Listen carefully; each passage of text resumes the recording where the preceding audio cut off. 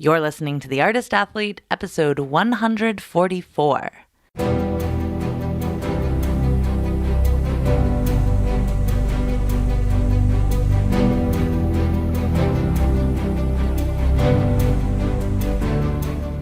This podcast is dedicated to circus. It's a place for professionals in the industry to share their stories, viewpoints, and information, and a place for outsiders to get a sneak peek into this world. Hey friends, fans, and foes, I'm Shannon McKenna, and I'm the host of the Artist Athlete podcast. It's a long episode this week, so I'm going to keep this short and sweet. Go to patreon.com/theartistathlete. Period. Go there. Go there and sign up to become a Patreon, because that's the place that supports the podcast and makes these episodes possible every single week. Patreon.com/theartistathlete. My guest today is Megan Vaughan Giesbrecht. Megan found her passion young in life, starting sports acrobatics at the ripe old age of 3. She competed for 10 years on the national and international stage before retiring and pursuing her academic goals. However, not much could keep her from the gym, and she found a new love of acrobatics through coaching kids while pursuing her degree. After graduating from UC Davis with her BS in exercise biology, Megan decided to leave the world of academics and the world of wearing shoes to pursue her interest in coaching while enjoying the time with her new baby daughter. A few years later, it became clear that while she loved teaching, her own movement goals were not yet finished, and as a single mother, she packed her bags, picked up her daughter, and pursued a new career in circus, where she has performed hand-to-hand, hand-balancing, and group acrobatics for the last 5 years, most notably in the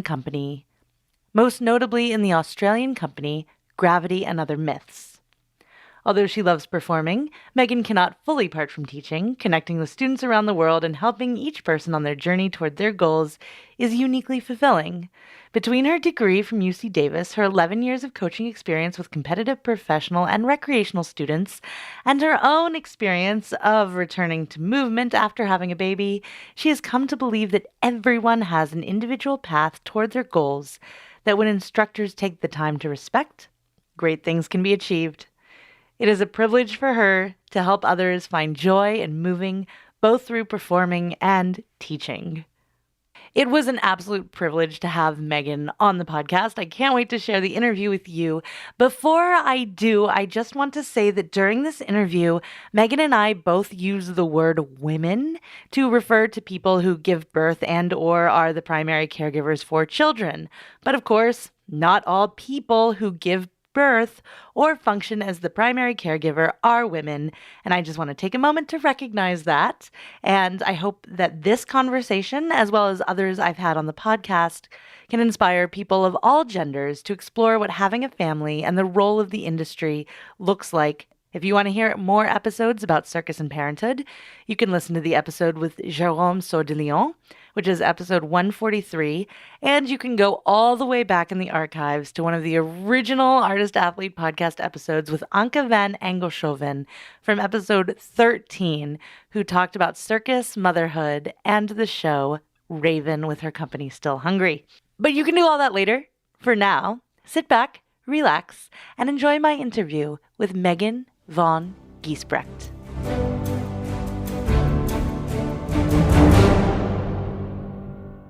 So the last thing I'll ask you before we really get started is, will you say your full name for me so I don't pronounce it incorrectly? Yes. My full name is Megan Vaughan Giesbrecht. Oh, that's not so bad. Oh, until you see it spelled, and then you realize that none of the letters correlate to the sounds that I was saying.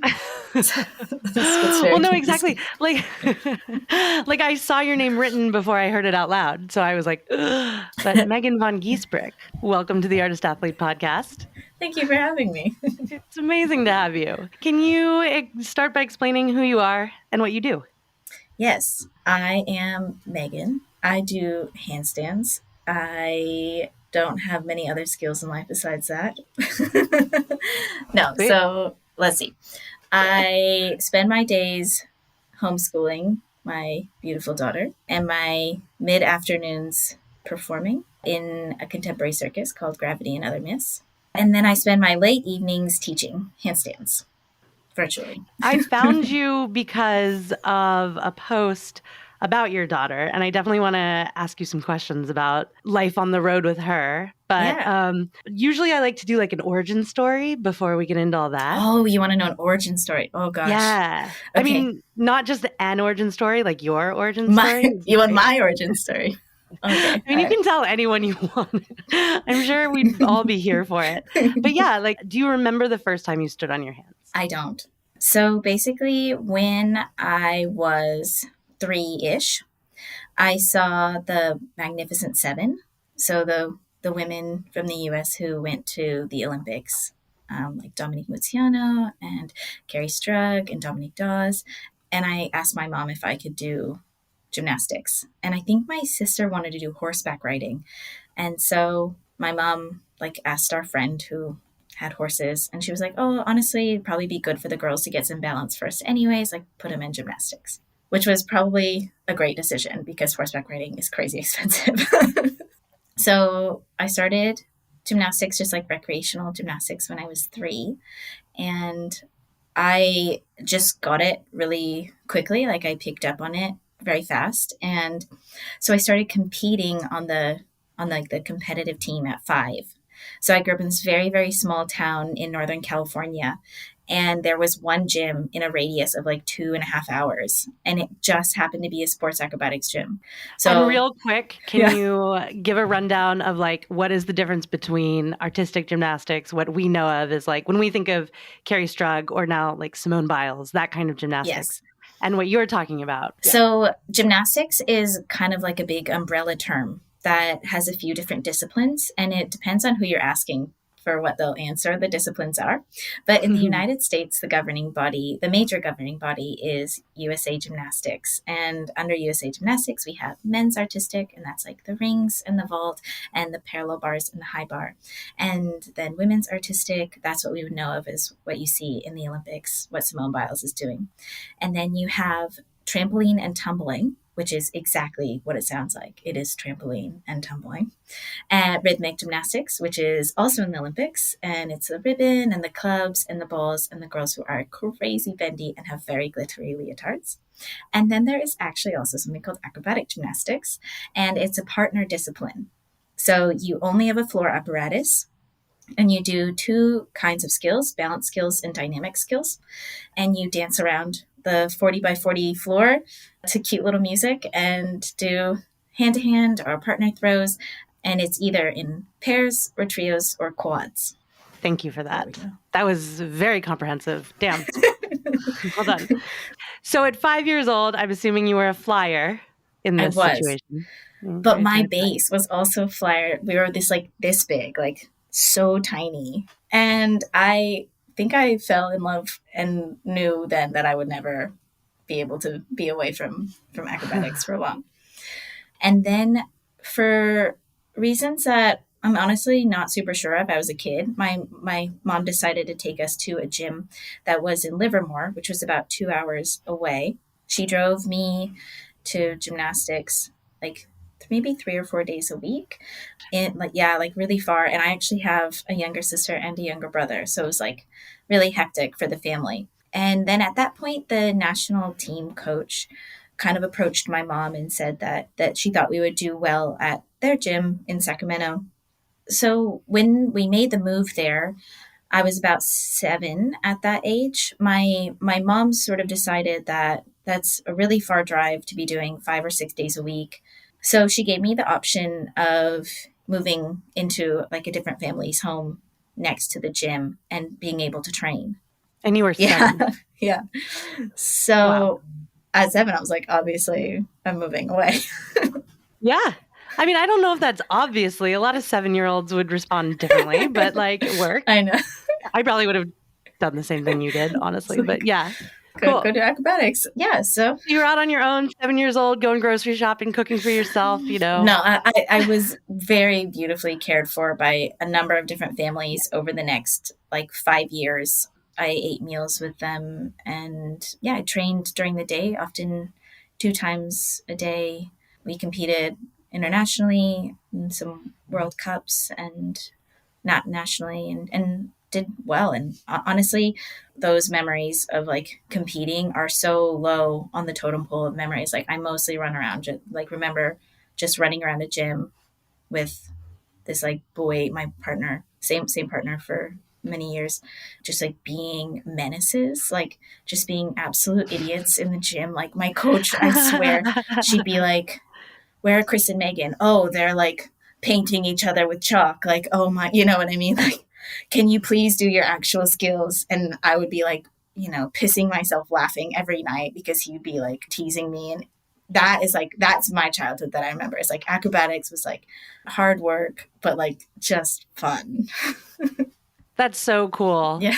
And so different than I feel like the stereotype of like the child athlete who it's like get up and run every morning from 5 until 7 and that's all you have time for. And, I think I was really dark lucky because my parents weren't like emotionally invested in my gymnastics. They went above and beyond to support me. It's an expensive sport.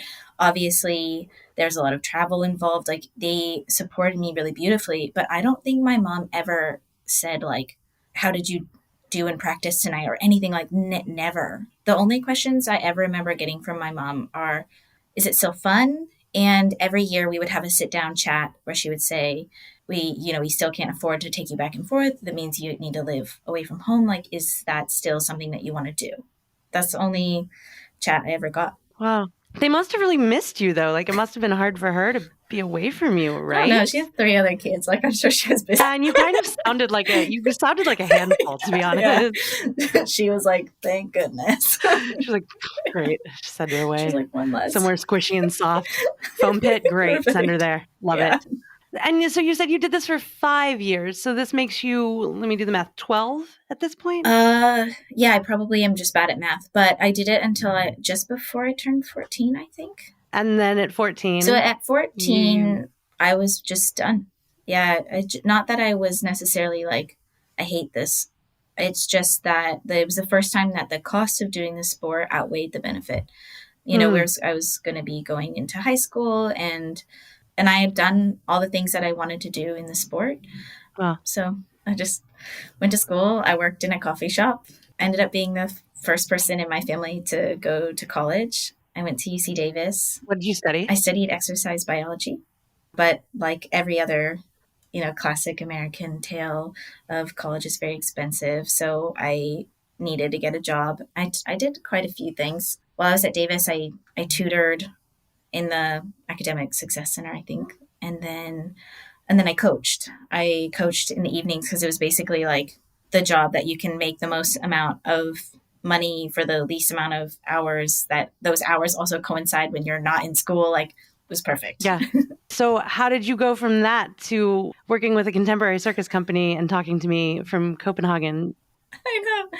Yeah. So while at Davis, my plan was to go into some kind of science. So I did a research project, a 3 years research project on basically biomechanics, injury prevention in female athletes. I also was a student athletic trainer there. So I got to work with the collegiate athletes and learn from the athletic trainers. I got a really cool education just kind of by accident where I got all of the theoretical school. And then I got some practical hands-on with the athletes. And then I got like the ultra research side of the injury prevention, all while also coaching gymnastics to like the next youth. So it was really amazing. I imagine there would be some crossover, like you're doing all this studying, you're doing all this learning, like you probably couldn't help but to bring it into the gyms that you were teaching at. Yeah. I think the thing that was the biggest wake up moment for me was the amount of the miscoaching. And I never felt like I was abused by my coaches, but it certainly wasn't warm and fuzzy. And I found myself, like looking at these kids, and I really realized that when they're done with gymnastics, they have to go and be a person in the world. Like they'll be my coworker, they'll be someone's partner, they'll be someone's best friend. And what in the world are we teaching them? Like what benefit does having like training gymnastics have in the real world? Even if they're incredibly successful, they win, world medals galore, they still have to at some point leave and be a functional human. And I just found myself wondering if I was improving their lives. And then kind of the flip of that is there a way that you can still achieve greatness without emotionally abusing children? I'm just laughing because it just like, it seems like those two should not be, there should be no correlation. Right. There should be no correlation. And yet, especially in gymnastics, things like coaching dependencies are very, very common. And then, to go into kind of what we found out through the USA Gymnastics, like coach or the Nasser. Yeah, that fucking asshole. Exactly. Those like her atrocities. It's not like a far leap into actual abuse. Once you have a kid trusting the input of their coach over their own experience of something, now you have a very unhealthy power dynamic. Right. It's like gymnastics is one of the few sports where kids are putting their life at risk. It's like you can run around a soccer field and you can play really high level soccer as a kid and you can be the best soccer star, but you'll probably not break your neck and die in that, but you can in gymnastics. Right. And so it's those types of sports, and gymnastics is not the only one, but it's these types of sports that are really, really common for coaching dependencies, because kids land their skill and then they look to their coach because a lot of times they don't even understand what they did. Well, and the stakes are so high for if they get it wrong, Exactly. like there's part of that dependency that I have to imagine is beneficial. Absolutely. Absolutely. I was uncomfortable with that as a coach. I was uncomfortable with kind of all of these things that I was talking about. And I don't believe, first off, if that's the cost, the benefit is too low. And then I also just question, is that the cost? Do we have to behave like this to get results? Or has simply nobody been positively reinforcing anything? Right. Or even just using research-based coaching methods. It's not like this stuff is unavailable. It's just not read.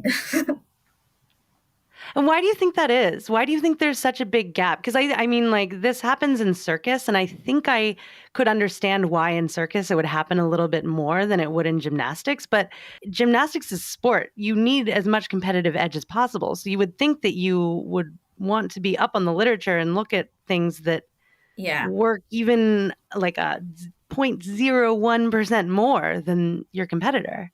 Yeah. I think a lot of times, first off, studies on kids are hard. They're often rejected for being unethical. So that's a big hurdle. The other thing is, if there's not money in the study, the US is not often publicly funded. The science there is not publicly funded. So you're having a private institution fund research, and they often have stakes in the game. So that's a flaw, an inherent flaw. And so when you don't have access to research, what you do is we look back at trends. So we don't have research happening now, but we do have is a lot of data. So I can say that, there's 8 Olympic gold medalists who are all coached by Bella Caroli. Bella Caroli must be a good coach. Let's go and look at Bella Caroli's coaching techniques, and we'll see if they're, how we can replicate them to other gyms. Now, whether or not Bella Caroli abuses kids, that is not what I'm saying. I'm saying that that's what we have. That's what our data is we look at the coaches who have produced consistently strong athletes in the competitive arena, and we say, what are you doing? Let's replicate that. I think there's a lot of research on learning in general, and there's some amazing books out there that make the research into like digestible and interesting stories that I always recommend people read. But the big problem that I find as a coach of kids, that I find as a coach of grownups, that I find as a practitioner of movement myself, is that people believe that it's magic, that you're talented, or that, somehow this strange concoction of training that you have put into your body has produced these like magical results, and that learning is something that's not tangible. But Mm. that's not true, right? Our bodies are very simple. You apply stimulus, you get response. And that's how learning works. Learning isn't magical or intangible, and we have stimulus. They're well known. So as long as you're ticking those learning stimulus boxes, your body will be having a physiological response. And so it's not like magic voodoo. It's biology, right? Well, yes. And I also think that, not every 5-year-old probably, I mean, I don't know what your height, I don't know your weight, I don't know anything like that, but I have to think that there are other things other than just like how we learn, or that learning isn't magic, that makes people learn faster or have more capacity than others to do certain things. There is so much truth to what you said in that people who are very, very tall excel at basketball. People who are very small excel at gymnastics. And it's not that gymnastics makes you small or that basketball makes you tall. It's a self-fulfilling prophecy, Mm-hmm. basically, which is being taller gives you more of an advantage for having success in putting a ball into a basket. That's it, right? Is if gymnastics is about rotating really quickly, if you're shorter, you simply rotate faster for less effort.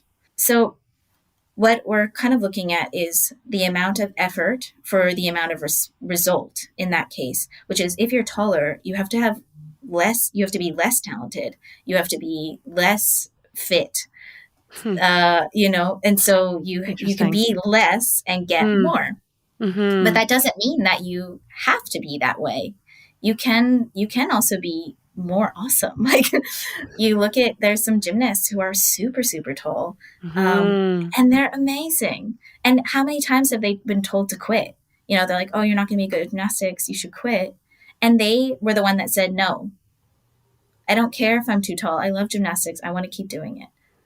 Well, and then when you transfer it to something like circus, which is not sport at all, and it has virtually nothing to do with competition, hopefully, then those are the people who you want. Like I want to see a woman who's 5'9", 6 feet. I want to see them, doing handstands or Absolutely.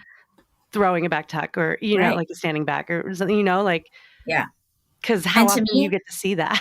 that's why I don't know if I'll ever be able to go back to coaching competitive sport.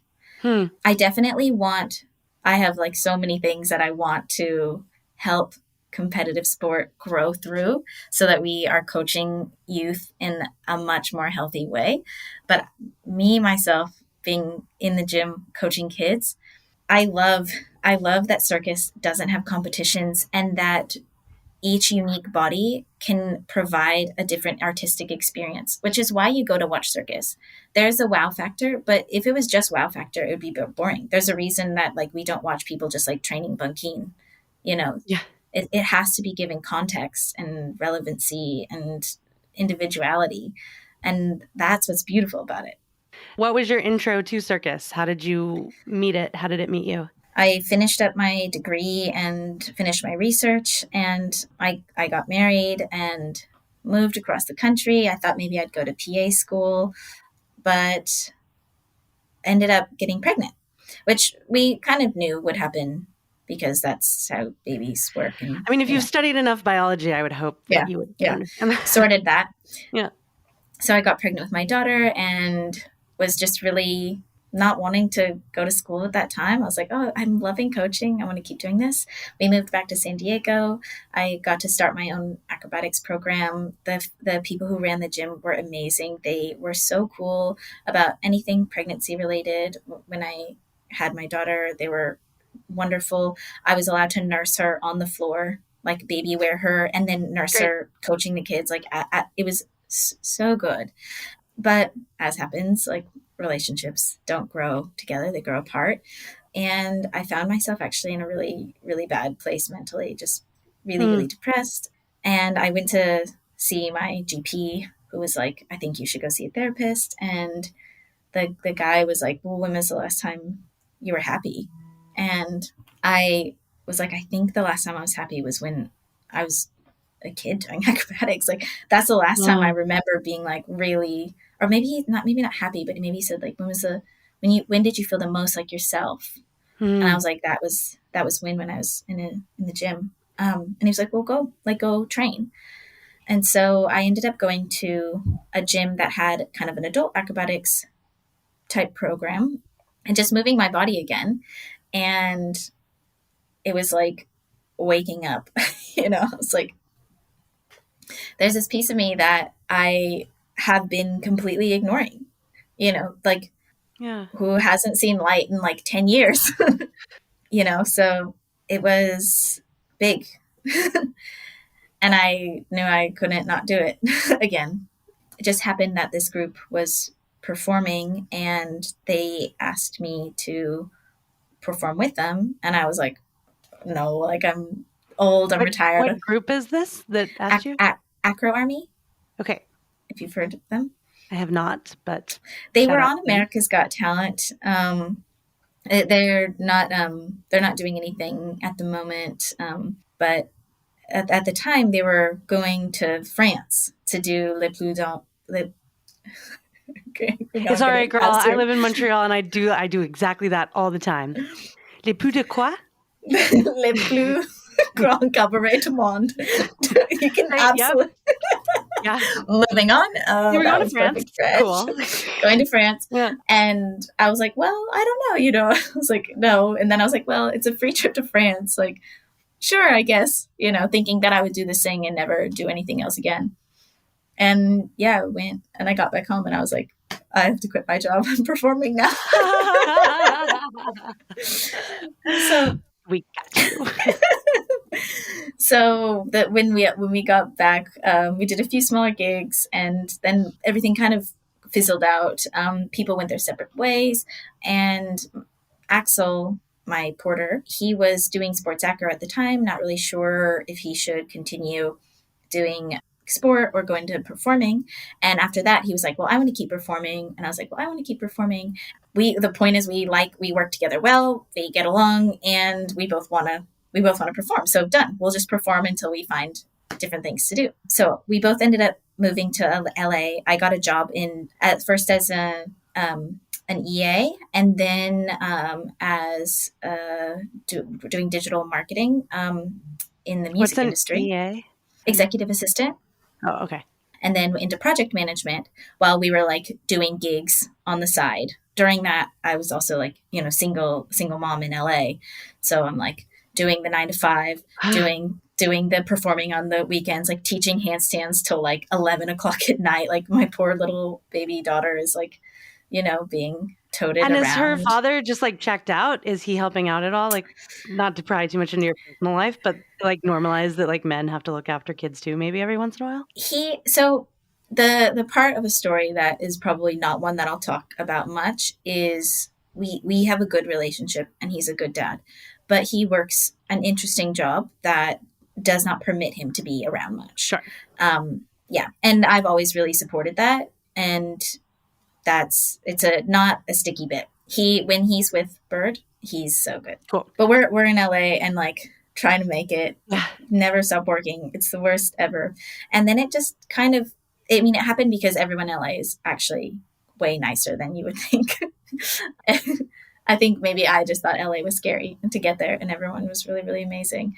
It's like I taught one handstand lesson and then everyone's like, oh, this was amazing. Like, and then tells everybody and like, you have to book a lesson. And then it just starts kind of building and building. I start developing regular students, performing's picking up a little bit more. And I finally am in a place where cutting the cost of childcare for working the 9 to 5 more than covers the income that I'm making. Great. Yeah. So I quit, the office job and became, circus nomad. Yes. Yeah.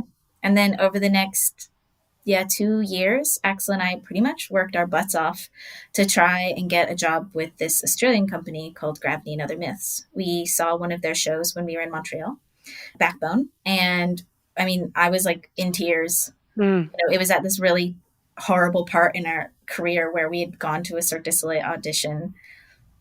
Axel ended up getting injured like on stage Oh, from something silly. Like nobody didn't fall or anything like that. Just like kind of turned wrong and ended up like really hurting his knee.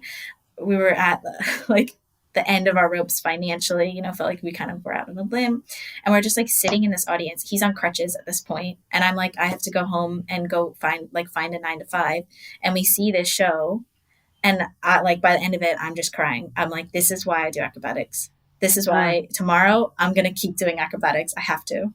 uh, We did what every circus person does. We like brown nosed them super hard. Well, we didn't get to see them after that show, but we did like kind of internationally stalk them a little bit. We yeah. would take contracts in the same places that they were in so that we could like get in front of them. Because that's how you get jobs in the circus. You know what I mean? Like you can be the best person, but if you're like, oh, I have a friend who I know, or we have this person who we don't know, but they're awesome. It's like absolutely the friend we Yeah. know because you're living with these Yes. people. It's like I work with the same people that I live with. Like we're around each other 1,000,000% of the time. And it's like, you can't just be like, they're really good, they're in. No. And so they have to get to know you. So we ended up being offered a job with them. And you've been there ever since. We've been there ever since. Made it through the COVID Congratulations. life. And yeah. This is fucking fascinating. Cool. And it actually like segues really nicely because for you, not only are the people who you are working with living with you, but they're living with your daughter, Bird, who you've Yes. brought on the road. Yeah. And I've talked to other people about being pregnant and coming back and working or going through, that kind of like transition into motherhood. But I haven't really had anyone on the pod who's been able to talk about like what it's like to have a family or travel with their child while they're working. It freaks people out. How old is she? She's going to be 8 in November. Wait, so who's freaked out? Like everybody. Okay, cool. Right. Everybody's like, you travel with your child? And I get like such mixed responses. It's like, oh, wow, she just follows you around everywhere. Like, oh, doesn't she need to be in school? They're like very uncomfortable, Okay. Or they're like, wow, what a fun life. How long is that sustainable for? Don't you want to have more kids? How do you date? Anyway. I know. My company is phenomenal. And they were like, this is a job that we have for you. They're like, we know you have a daughter. We have no idea how touring works with a daughter.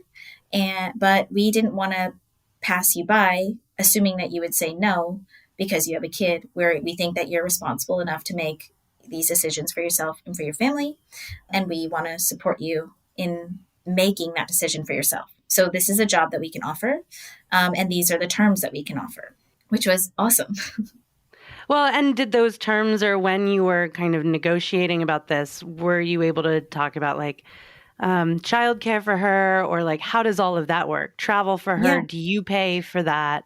How does all of that work? Yeah, I have one of like, in my opinion, one of the best circus jobs because not many performers really have the privilege of having things like travel, accommodation, per diem, and show fees all paid. Like they provide all of that for their artists because honestly, they're just a really generous company. They themselves are performers, and so they get it.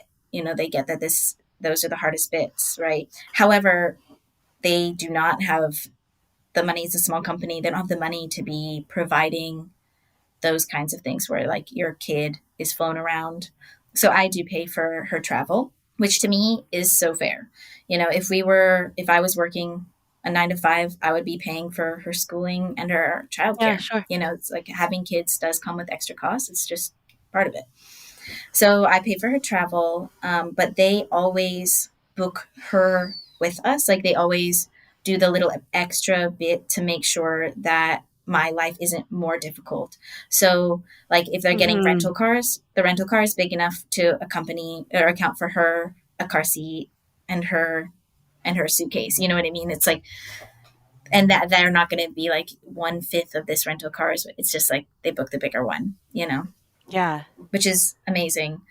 Honestly, I'm sure that they probably pay for more than they let me know because when things are booked together, sometimes it just just gets booked.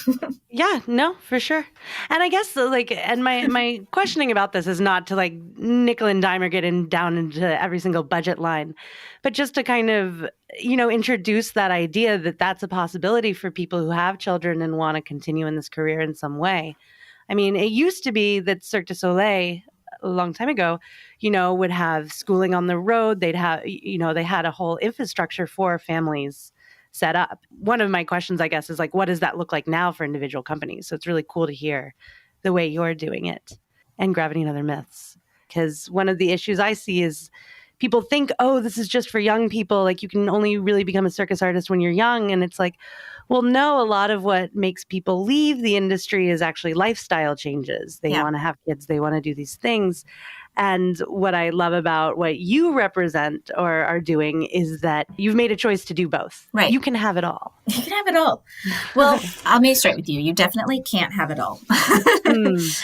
As far as the industry is concerned, I don't know many people who work for bigger companies who tour with kids. Right. Whether that is because the company that they work for has made it clear that they're not supportive of it, or because they themselves have decided that that's not what they want for their kids. I don't know. I can't answer that question. I do know some families who do shorter contract-based work, that they have kids and they make it work in a variety of different ways. The one family that I'm thinking of, they both do traditional type circus. One of the dad has his own show, and the mom does short shows. And so she'll often slot into like cabarets or festivals or things like that. They're both absolutely amazing. They have a daughter who's exactly Bird's age. And most of the time, one of them goes out and works while the other one stays with their daughter. And then they kind of switch back and forth. And the daughter attends the traditional school. But when they have the opportunity to do contracts in the same place at the same time, especially if it's like in a place that they want to go, or it's going to be, financially a good decision, or it's during summer holidays, then they just take her with them.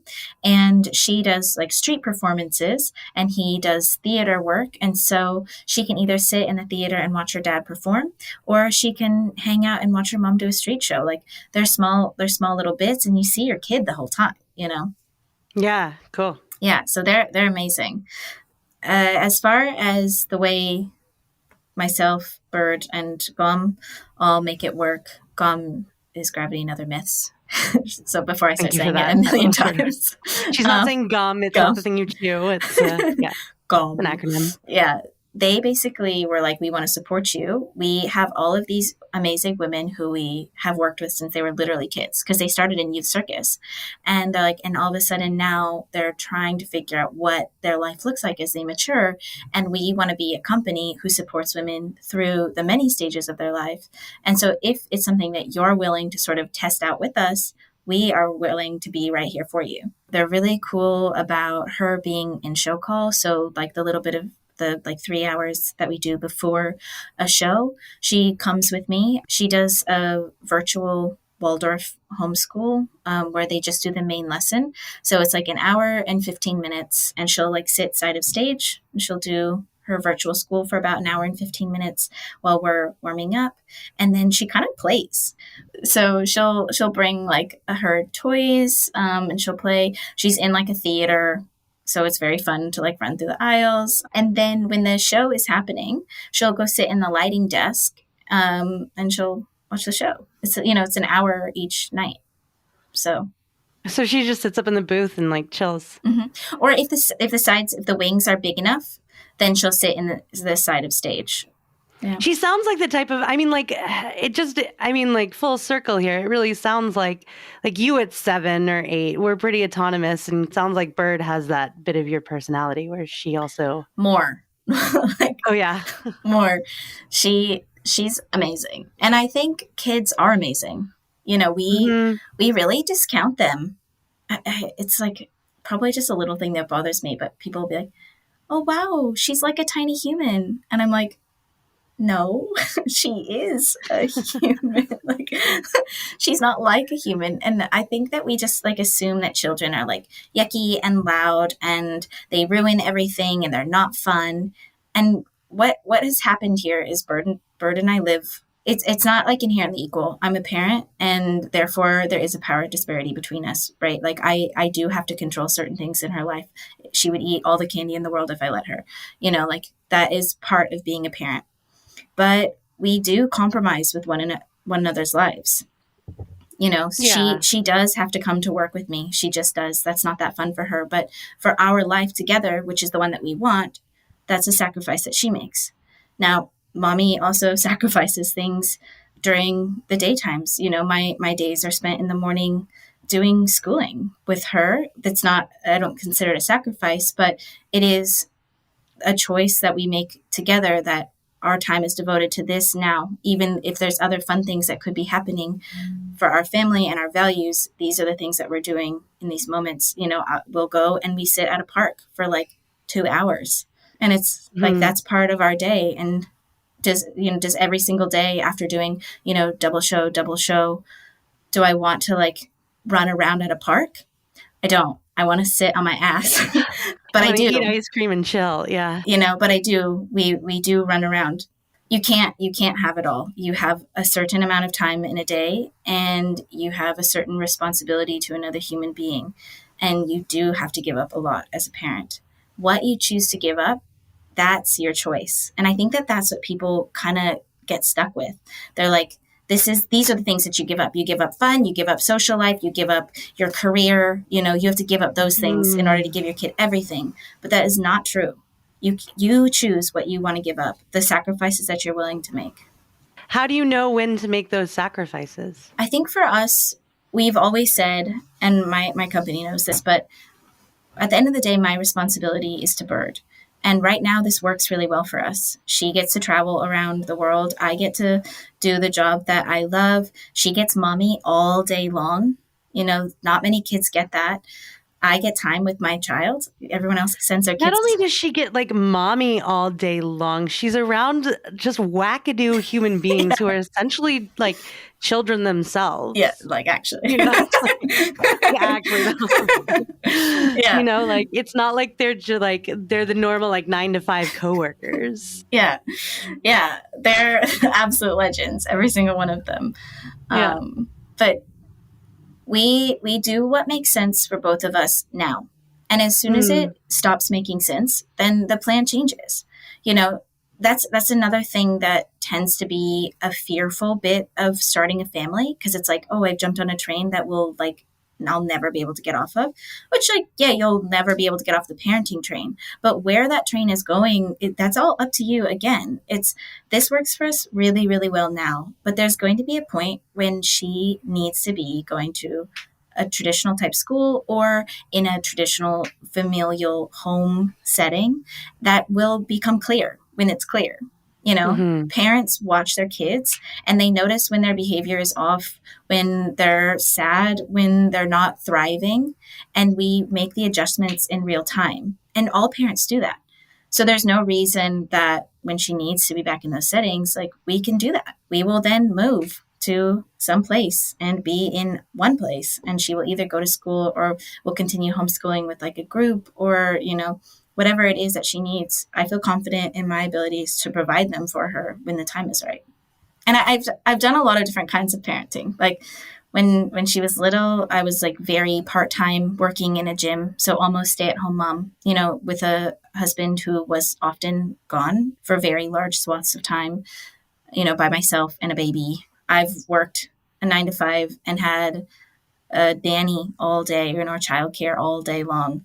And then during COVID and we were in Adelaide, Australia, she went to school and I like dropped her off at school and I picked her up at the end of the school, like we've done that. And it's like every single one of those is really hard. Being a parent is so hard.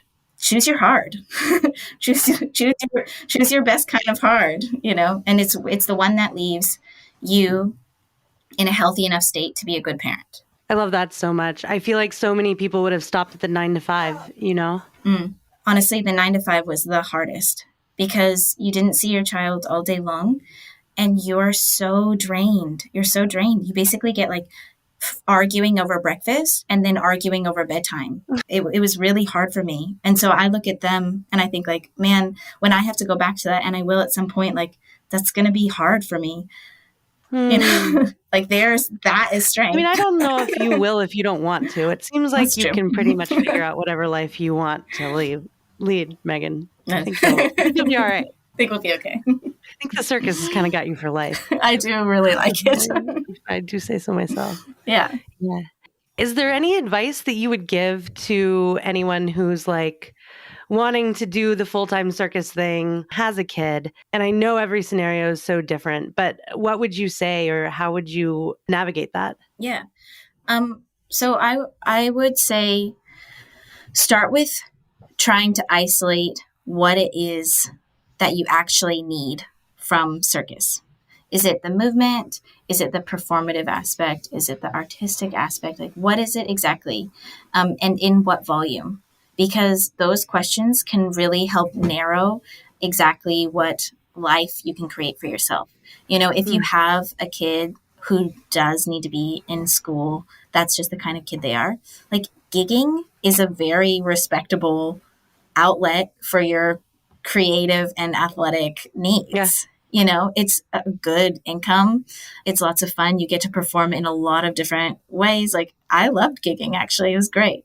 So there's that option. There's doing like small contracts if you still want to get the travel bug, but you definitely want to have a home base. You can take on these like smaller 6-week long type contracts, which are actually pretty common, as long as you're willing to broaden what you're willing to do. And I don't mean like take your clothes off, although you're welcome to do that.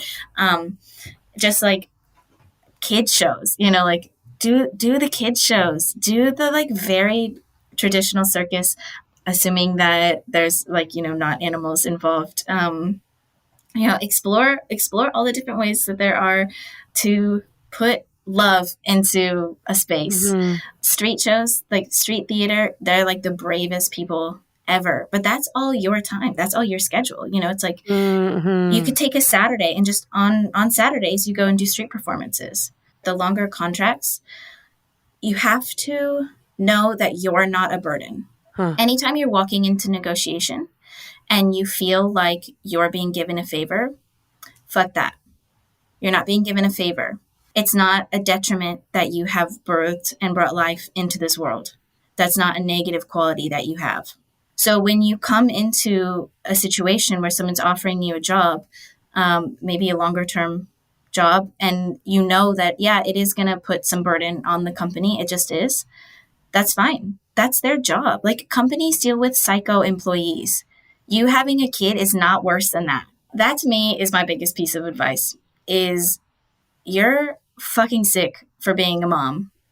And that is a quality that you're bringing to the company. And if it doesn't work out because the company has decided not to support you in your motherhood, that's actually their right. They don't have to do that. So find a better job, you know, keep working, keep pushing, and you'll find the place that does support women. And that's what it is women have this unique role or responsibility in our society to propagate the human race.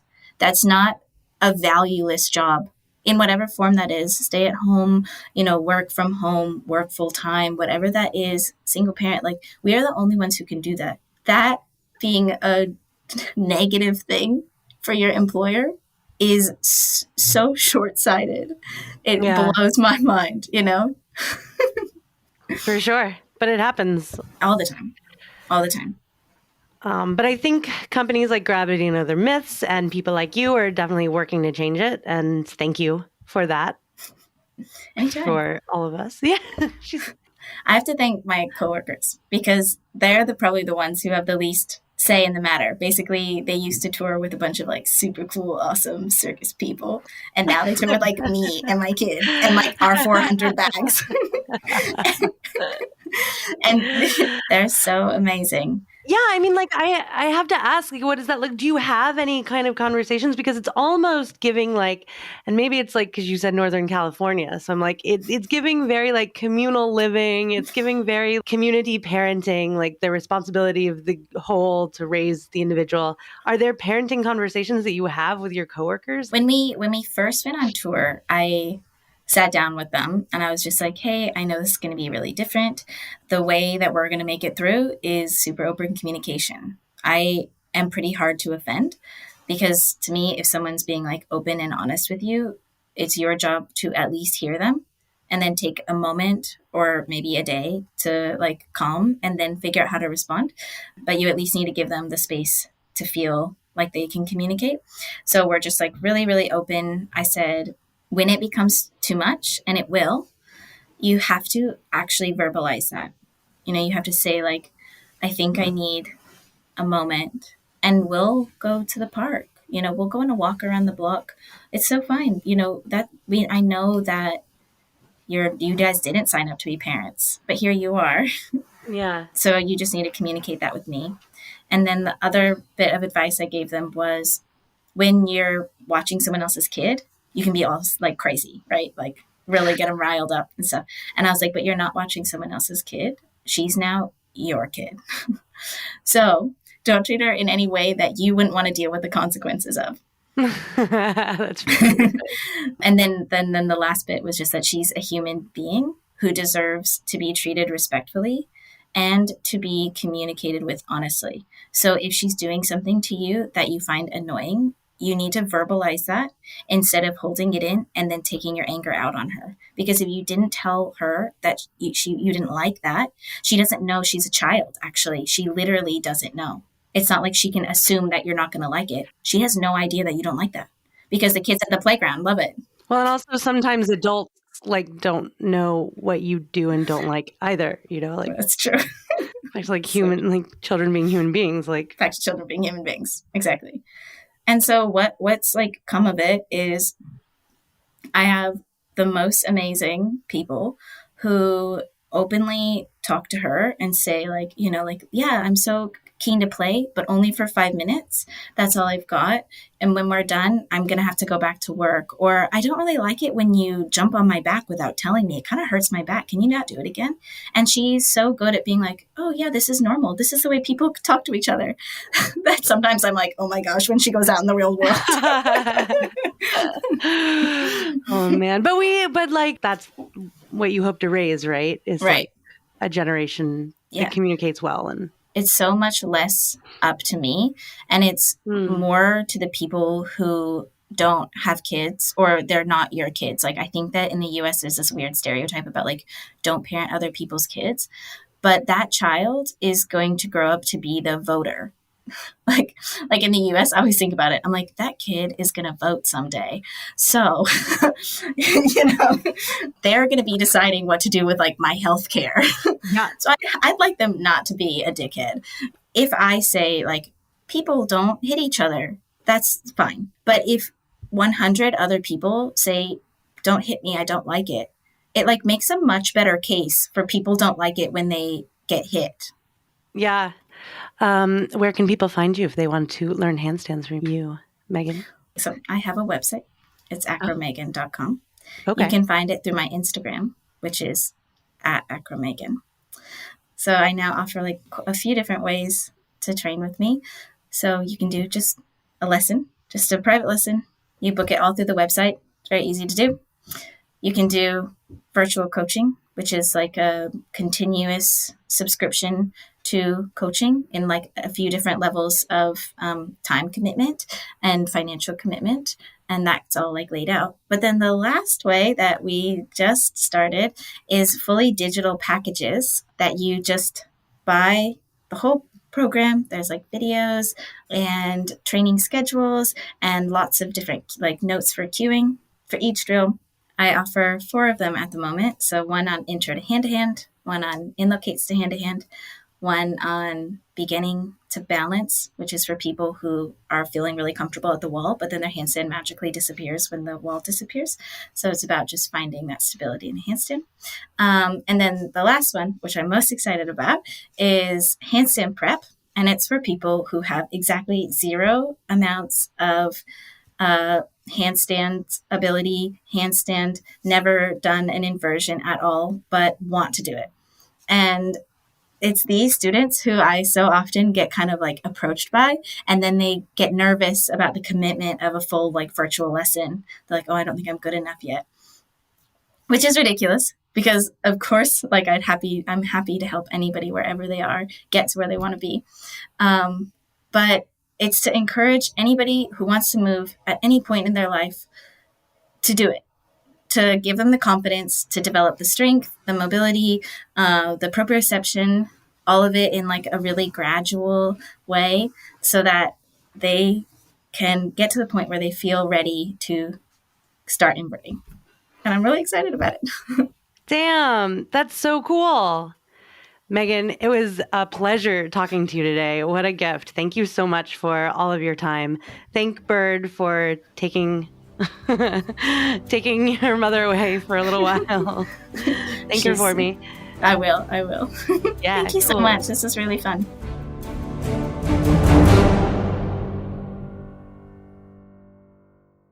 Thanks for listening, friends, fans, and foes. I'll talk at you next week.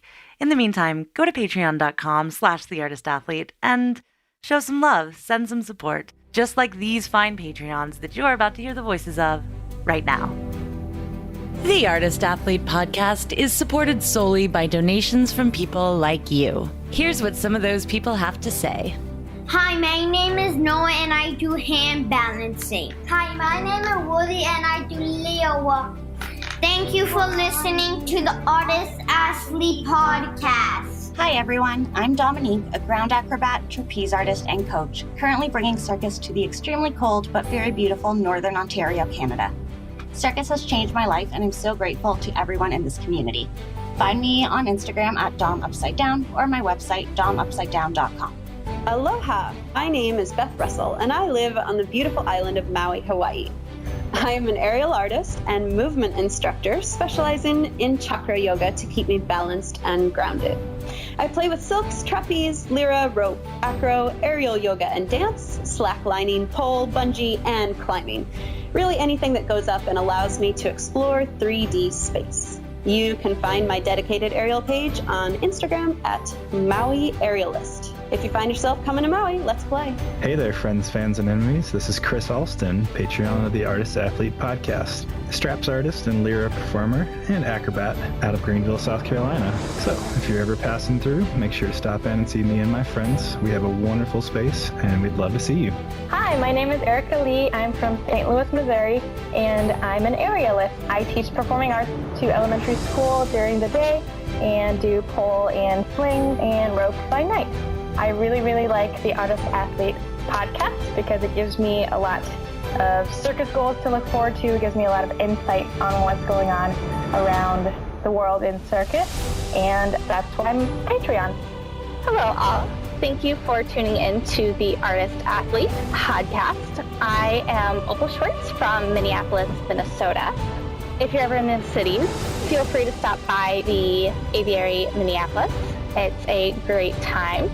With that, I hope you all have a wonderful rest of your week, and goodbye. Hey there, artists and athletes. This is Andy Smith, owner and artistic director at Saltaire Circus School in Jacksonville Beach, Florida. And I want to thank you for contributing to the Artist Athlete podcast. If you ever find yourself down in Florida, come check us out. Whether you're an artist, athlete, or someone ordinary just looking to be extraordinary, we got a place for you.